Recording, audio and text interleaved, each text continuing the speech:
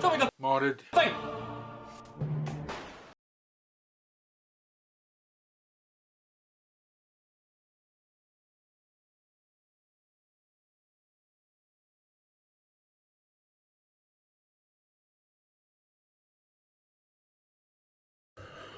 Hi guys, Andy Work here. Next show me the modded thing, but before that I'd like to ask you to, after you've watched this, to go to the link below, click on the GoFundMe link and donate whatever you can to the fund to help Arlen Black Wolf family bury him. He died a few days ago after a very short illness, and they're not only in massive grief, they're in financial trouble. So if you can, all you have to do is donate $1. You don't have to click on one of the boxes that's 50 or 100 or 200. You can just click on the big box below and put in $1. And if everybody watches this, they'll get a couple of hundred, and they're well on their way to their target. Okay guys, let's get on with the show. Right guys, you know the drill. Submissions to show me the modded thing at gmail.com by the 13th of the month for an upload on the 20th. And this one's got a few of the Merge Master entries in it. So let's start off with one of them. This is from Carter T. This is Deep Fake. He says, my first ever finished integration.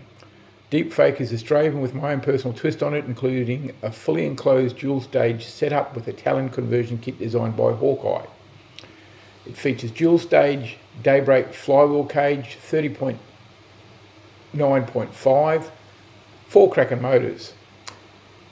The original mechanical pusher with a 3D pusher arm for improved feeding reliability, 18 gauge wire and a Tenzu switch, whatever that is.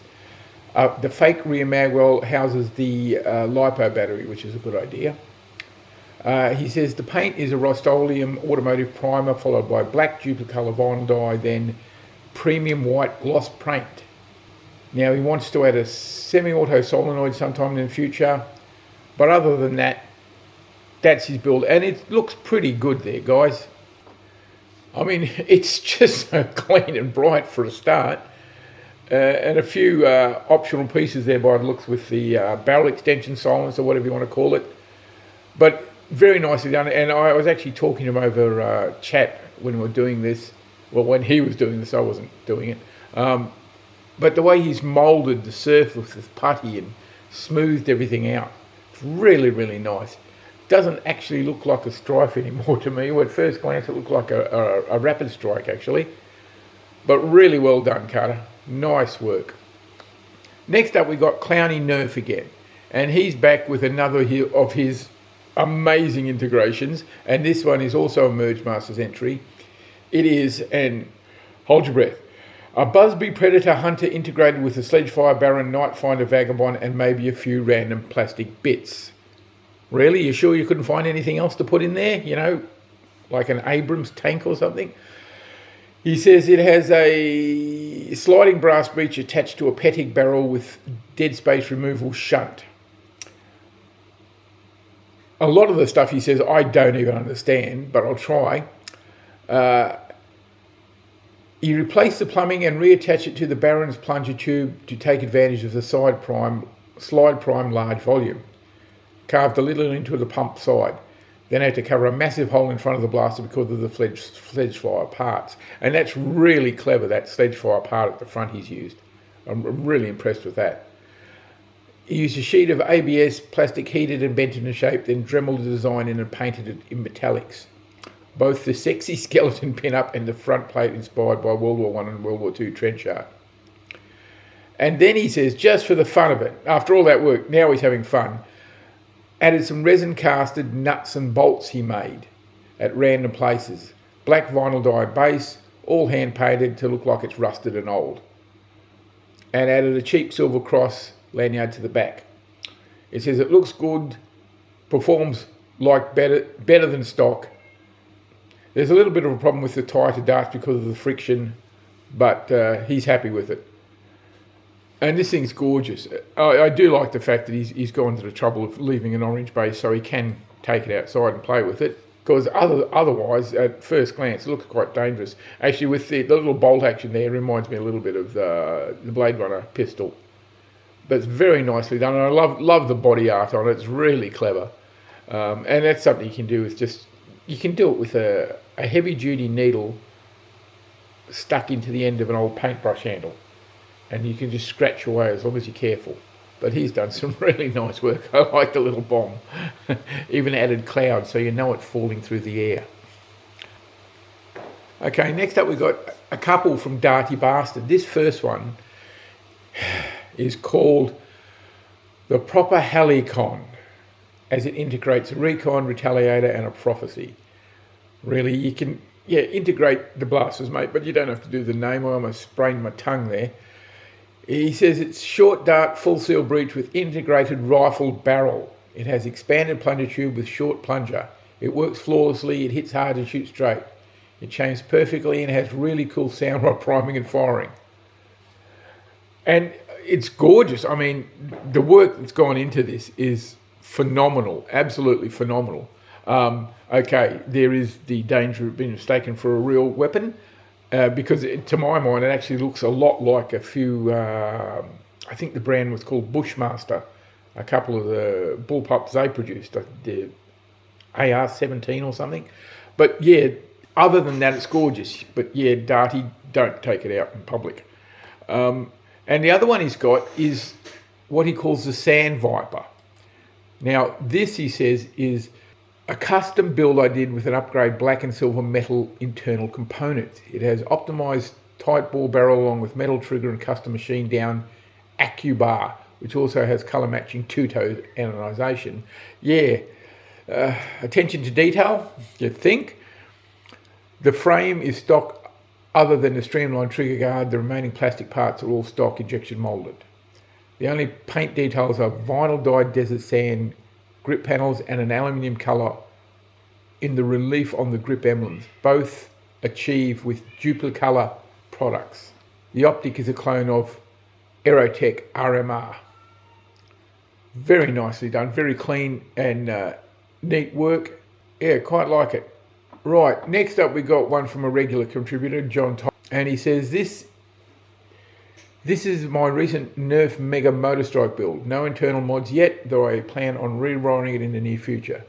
Given the large size of it, I took note from Captain Xavier and added a modified caster wheel on the left side to serve as a pintle mount for my Steadicam. Oh, okay. But he doesn't have any pictures of that. And that's it. I got no other information other than to say, isn't it gorgeous? I mean, you could look at this thing for ages and still see something new. I'm in awe of John's work. He's just such a good modder, takes his time. His painting is so crisp and clean and realistic as well. This thing is just, you could see this in a science fiction movie easily. Lovely work, John, lovely work. I could imagine this thing with a few lights in it and areas glowing. God, I'm amazed. Okay, next up we have yet another entry for the Merge Masters. And you're going to love this one because it's our old friend, the absolutely crazy Papa Bludgeon, who I have just found out is from Sydney, Australia, not the US, where I thought he was from. So go figure. He says, here's my latest entry for Show Me the Modded Thing, a pile of scrap. This blaster was my second and very last minute entry for Merge Masters 2025, and it's a full auto rival blaster. Really? The flywheel cage was designed by Buff Daddy Nerf, and I modded it to take rival mags. The blaster was literally built from scraps left over from previous builds. I wasn't happy with the stock, so I reworked the buffer tube and conveniently housed a LiPo battery in it. And apparently the voting's still open. Yeah, so you don't actually need a blaster to make a blaster. I mean, Bludgeon just... He's always pushing the envelope. It's just amazing the things he comes up with. To look at it, it's a barrel, a flywheel, a magazine, a pistol grip, and you really don't need the buttstock. And that's it. And he's got a working blaster. Well, I suppose you do need the buttstock if you want somewhere to keep the battery, judging by that photo. But my God, It's just out of the box thinking. Out of the box is out of the room. I'm just worried about what the next one's going to be because it scares me. It really does. Okie dokie. And finally we have one from Europe. This is from by a fellow who goes by Tom. And this, he says, this here is picture of the modding of the Nerf Disruptor. And unfortunately, that's all he's told me. So I can't tell you any more other than, look, it's a Nerf Disruptor and it's painted red and gold. But it looks pretty cool. Very nicely done. He's taken some time to do some wear and weathering on it with a bit of the brushing of a metallic of some kind, and even on the pistol grip, which, as I've just noticed for the first time, that's a very clever way of doing the wear, with the black being worn away to show the underneath plastic of whatever it is. I'm going to have to try that. And I don't know if he's got a light in the barrel there or not, I'm not sure, but it looks a pretty good image. Yeah, it's really nicely done. Very, very straightforward, easy paint job. Probably didn't have to do any masking at all, just disassemble it and painted it in situ. But yeah, really nice work, guys. Really nice work. Very, very impressed with everything today. Okay, if I can just remind you one more time, down below there'll be the link for the GoFundMe, and also a link to Arlen's Obituary page if you want to go and sign that. And I'll see you all next time. Bye for now.